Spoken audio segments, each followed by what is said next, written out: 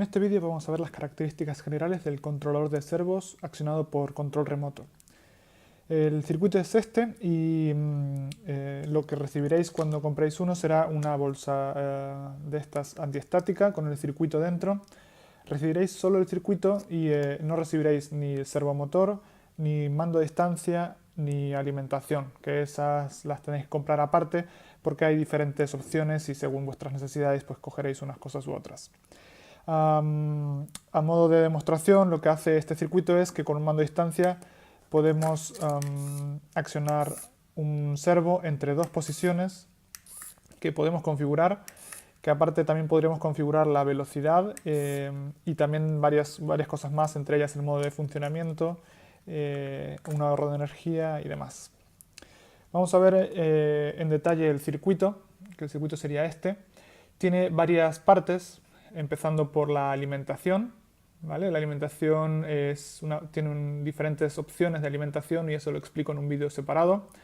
Tiene dos LEDs, dos indicadores luminosos, uno rojo y uno verde.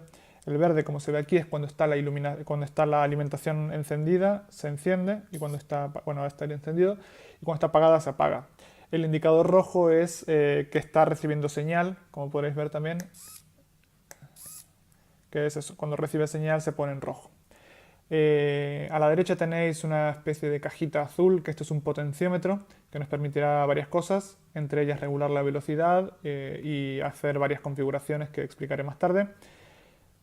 Al lado tenéis un botoncito, un pulsador que sirve para sincronizar los mandos a distancia o para accionar el servo. A la derecha tenéis el conector ya el conector donde se conectaría el servo y justo encima hay aquí arriba una conexión de alimentación exclusiva para el servomotor. Por si quisiéramos tener una alimentación específica para el servo diferente a la que tiene el circuito, pues también podríamos hacerlo, que también lo explicaremos en un vídeo aparte.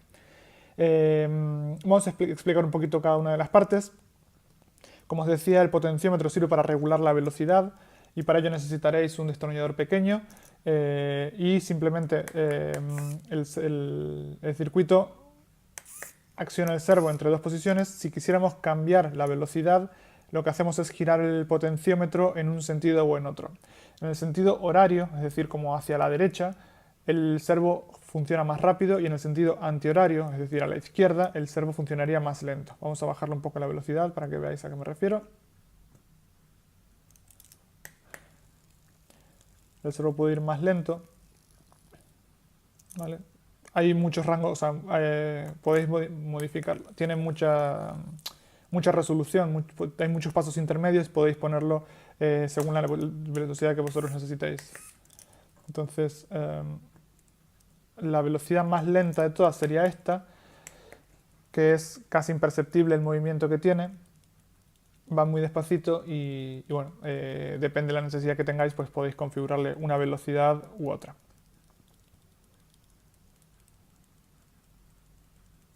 A ver si termina.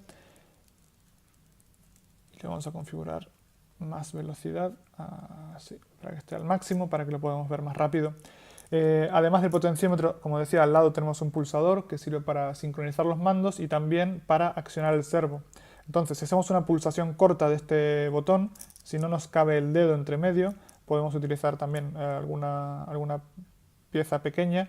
Presionando este botón lo que ocurre es que funcionaría como si presionásemos el mando a distancia, ¿no? Nos permite accionar el servo directamente sin tener que utilizar el mando a distancia. Si quisiéramos, si por nuestra aplicación necesitásemos que este botón esté más accesible para poder presionarlo de una manera más sencilla, el circuito, a ver si lo puedo mostrar aquí, al lado del botón tiene dos cuadraditos plateados, este de aquí y este de aquí. Estos son para conectar un botón externo, ¿vale? Entonces aquí se podría, utilizando dos cables y al final de los dos cables un pulsador, que lo que haría simplemente es cerrar el contacto entre los dos cables. Lo que haría es, conectando estos cables aquí, harían la misma función que este pulsador. Entonces podríamos tener un cable externo que con la longitud de cable que necesitemos para poder accionar el servo de manera manual también, o sea, además de poder accionarlo de manera remota con el mando. Esto podría servir, por una parte, como garantía o como seguridad de que si por lo que sea el mando a distancia no nos funcionase, pudiésemos accionarlo con el botón, como también para otro tipo de aplicaciones donde nos sea más cómodo accionarlo mediante un botón y no con el mando a distancia. Luego, la conexión para servomotores es la que está aquí y tiene una polaridad, es decir, hay que conectarlo de una manera correcta porque si se conecta de otra manera podríamos dañar el circuito. Tenemos dos tipos de cables para servomotores, a ver si los puedo mostrar aquí. Tenemos los cables que son naranja, rojo y marrón y tenemos los cables que son blanco, rojo y negro. Estos son los dos tipos de cables de servo más habituales y por lo que sería en este tipo de cables, el cable que transporta la señal es el naranja y en este tipo de cables el cable que transporta la señal es el blanco. Entonces, ¿cómo lo conectaríamos? El circuito trae una nomenclatura que pone S, más y menos. La S es de señal, el más es del positivo y el menos es del negativo.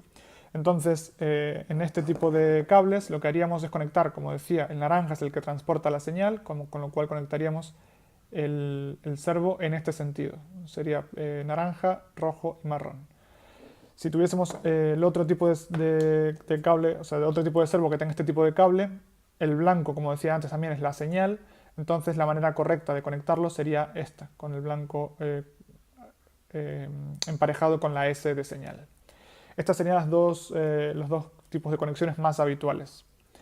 También, como decía, hay una conexión aquí que pone V-servo, que sería para poner una alimentación separada. Eso lo voy a explicar en un vídeo aparte. También podéis ver que aquí, esto sería el módulo de recepción de radiofrecuencia, que si por lo que sea, bueno, y lo que tenemos aquí arriba, esto rojo, que es como una espiral rojo, sería la antena. La antena normalmente, así como viene, funcionará correctamente, pero si por lo que sea necesitamos que nuestro circuito tenga mayor alcance o que necesitásemos que tuviese una mejor recepción, lo que podríamos hacer es esta antena estirarla, alargarla, esto es un alambre enrollado, estirarlo, y mientras más estirada esté la antena, mejor recepción tendremos. ¿Vale? Y bueno, el circuito por debajo tiene explicadas varias cosas. Aquí se podrían cambiar unas cosas de los voltajes, que lo explico en un vídeo aparte. Y también tenemos una ayuda a memoria de cómo se configura, que también lo veremos en un vídeo aparte.